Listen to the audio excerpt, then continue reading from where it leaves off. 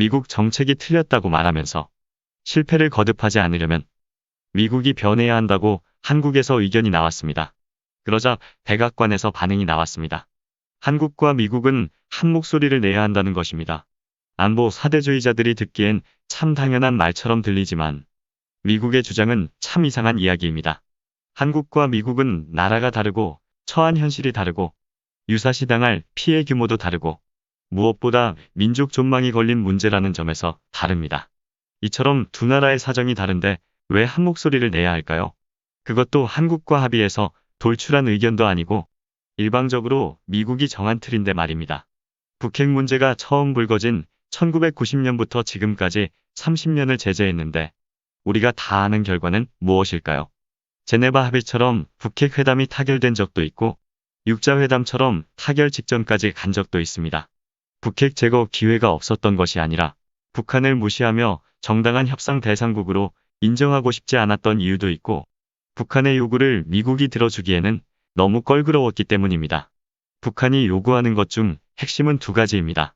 미국이 북한을 무력으로 공격하지 않는다는 체제 보장이 하나이고 그 근거를 만드는 것으로 북미 수교를 원하고 있습니다. 북한과 미국이 수교해버리면 미국은 손해라고 생각합니다. 1945년부터 만들어 놓았고 잘 이용하였던 것들이 문제가 생긴다고 여겼습니다. 한반도 냉전을 이용한 여러 장치들이 손상되는 꼴을 미국은 보고 싶지 않았습니다. 힐러리 클린턴이 2011년 블룸버그 통신과 인터뷰에서 밝힌 대화가 잘 보여주고 있습니다. 블룸버그 기자가 이렇게 물었습니다. 한반도 통일이 동북아의 평화를 주지 않겠느냐? 북한의 요구를 들어주고 미국이 수교하면 핵도 제거할 수 있는데 이런 사항에 대해 국무장관의 견해를 듣고 싶다고 했습니다. 힐러리 클린턴은 웃으며 말했습니다. 남북으로 분단되어 군사적으로 대립하는 구도가 미국에 이익을 준다. 이 구도를 미국이 나서서 굳이 없애야 할 필요성이 없다.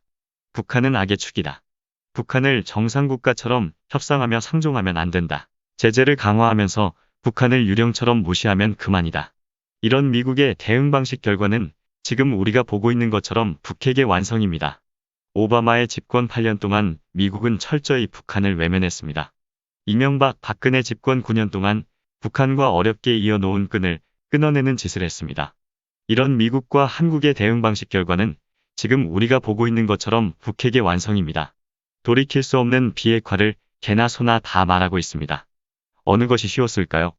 핵무기와 ICBM이 완성되기 전에 제거하는 것과 핵무기와 ICBM이 완성되어 버린 지금 어느 편이 북핵 제거에 쉬웠을까요?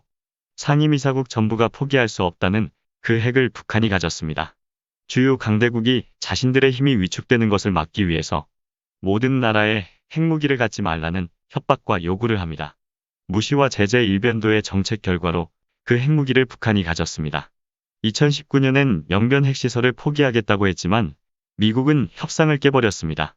물질적 보상을 북한이 원한 것도 아닙니다. 공격하지 않겠다는 체제 보장만 해달라는 것이었습니다. 미국은 그 체제 보장을 거절한 것입니다. 바꿔 말하면 북한을 무력으로 응징할 수 있고 그런 미국 정책을 바라보며 북한이 걱정하길 원한 것입니다. 왜 그랬을까 궁금하시죠? 미국 입장에선 북한 주장을 받아들이면서까지 협상이 타결되면 안 되기 때문입니다. 북한을 남한이 공격하든 미국이 공격하든 전면전은 필수입니다. 미국이 핵을 사용해 북한을 선제 공격한다면 최소한 한반도 반쪽은 사람이 살지 못할 뿐더러 올겨다니는 대기의 흐름으로는 남한 전역도 방사능 오염이 불가피합니다. 주로 남서풍, 북서풍이 부는 탓에 중국 피해는 가벼울 것이고 미국이나 일본 주요 국가들은 별다른 피해가 없을 것입니다. 베트남 하노이 회담에서 이런 이야기가 오고 간 것입니다. 북한뿐 아니라 우리 민족 전체 운명을 놓고 대화가 오간 것입니다. 우리 대한민국은 모든 결과에서 직접 당사자입니다. 모든 영향을 실제 몸으로 겪어야 하는 처지에 놓인 나라입니다. 그런데 미국에서 자신들과 다른 이야기를 하지 말라고 말하고 있는 것입니다. 하노이 회담이 회담 중간에 중단되는 결과가 나왔습니다. 그리고 2년이 지난 지금은 어떤 모습인가요? 북한 영변에서 핵시설 움직임이 활발하다며 저 상태로 가동되면 1년에 핵탄두가 수십 개씩 만들어질 것이고 중대형 핵탄두도 만들어질 수 있다며 염려하고 있습니다. 영변이 재가동되면 이런 결과가 나올 것이라고 이미 IAEA는 물론 미국도 잘 알고 있었던 사항입니다. 북한에서 최근 신형 순항미사일처럼 몇 가지를 시험 발사했습니다. 미국에서 나온 반응 중에 이런 반응이 있습니다. 아직은 북한의 위협이 미국 본토의 위협이 되지 않는다는 것입니다. 미국 태평양 사령관이 인터뷰에서 밝힌 발언입니다. 이런 개 같은 발언을 우리가 아무렇지 않게 들어야 하는 현실입니다. 미국 본토는 아직 괜찮다. 따라서 미국 이익을 포기하면서까지 협상할 이유가 없다. 이것이 미국이 하는 지금까지의 협상 태도이고 한반도를 보는 시각입니다. 북미회담과 관련해서 한국 정의용 외교부 장관 발언이 2번 있었습니다. 첫 번째 발언부터 살펴보겠습니다. 정의용 외교부 장관은 미국 워싱턴 포스트 신문과의 인터뷰에서 협상 테이블에서 종전선언 등 더 구체적인 조건을 북한에 제안해야 한다고 말했습니다. 미국이 기존과 다른 정책 변화를 나타내야 한다고 말한 것입니다. 두 번째 발언은 한국에서 최근에 있었습니다. 10월 1일에는 외교통일위원회 외교부 국정감사에서 이렇게 말했습니다.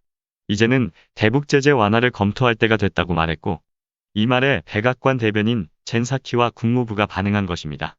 미국이 하고 있는 북한 제재를 유지하는 것, 참 당연해 보이는 이 정책의 맹점이 무엇일까요?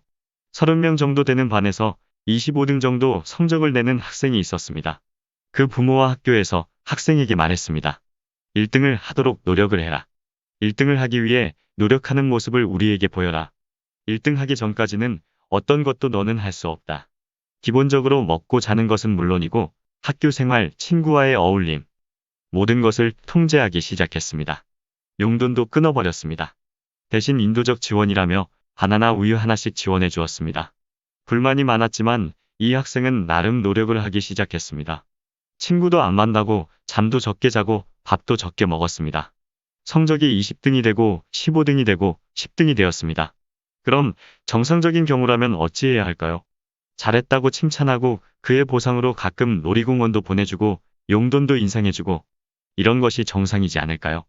그런데 반응은 항상 같았습니다. 너는 아직 1등이 되지 못했다. 1등이 되기 전까지는 어떤 것도 할 수 없다. 너를 미워하거나 적대해서가 아니다.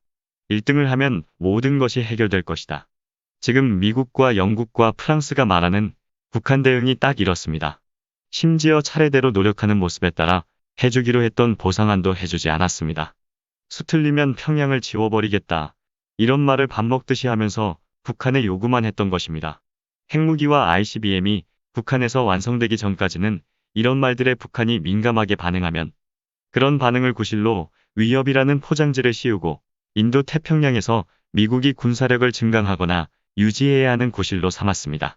미국이 볼 때 이용 가치가 꽤 높았던 북한이었던 것입니다. 거기다 한국 정부는 그 어떤 미국의 결정에도 그건 안 된다는 반대를 하지 못했습니다. 제 목숨이 왔다 갔다 하는 상황에서도 설마 우리까지 죽게 하진 않을 거라며 혈맹이니 동맹이니 부르짖기에 바빴습니다. 정확히 1945년에 남북한으로 나누어 이념 대립을 시키면서 원했던 결과물 그대로 한민족의 고통과 수모는 미국과 일본의 달콤함을 주었습니다. 미국은 지금까지 남북한의 이념 대립과 군사적 긴장을 보면서 아주 만족스러운 인도 태평양 정책의 밑거름으로 삼았습니다.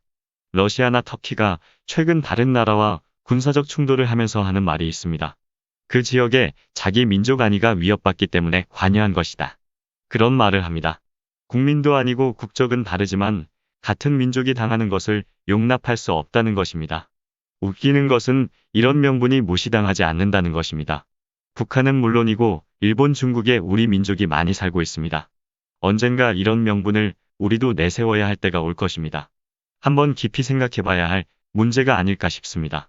미국 국무부는 대북 제재를 완화할 시점이 됐다는 한국 외교부 장관의 발언에 대해 제재 이행의 중요성을 강조했습니다. 북한에 대한 유엔의 제재는 여전히 유효하다며 우리는 유엔과 북한의 이웃 나라들과의 외교를 통해 북한 제재를 계속 이행할 것이라고 덧붙였습니다. 유엔에서 문재인 대통령이 종전선언을 발언한 뒤 최근 기대를 하게 하는 움직임이 미국과 북한에서 나오고 있습니다만 중요한 것을 우리가 놓쳐서는 안 됩니다. 지금처럼 미국과 북한의 이런 움직임이 나오게 된 배경에는 당사자인 대한민국이 미국과 다른 의견을 냈기 때문이라는 것입니다. 협력과 종속은 다르고 협상과 굴종이 다릅니다. 이를 혼동하면서 우리 대한민국, 우리 결의의 이익을 해치는 일을 혈맹이니 동맹이니 하는 그럴듯한 말로 정당화시켜서는 안 될 것입니다. 북한이 우리를 위협하는 존재라는 단순한 인식에서 벗어나지 못하면 대한민국은 미국, 일본, 중국의 영원히 외교적 약자가 되어야 합니다. 북한이 우리와 함께 생존하고 통일하고 번영해야 할 대상이라는 당연한 그 한 가지를 더하고 주장하게 되면 대한민국의 외교 지위는 전혀 다른 모습이 되고 한반도를 바라보는 시각이나 권리에서 전혀 다르게 변할 것입니다.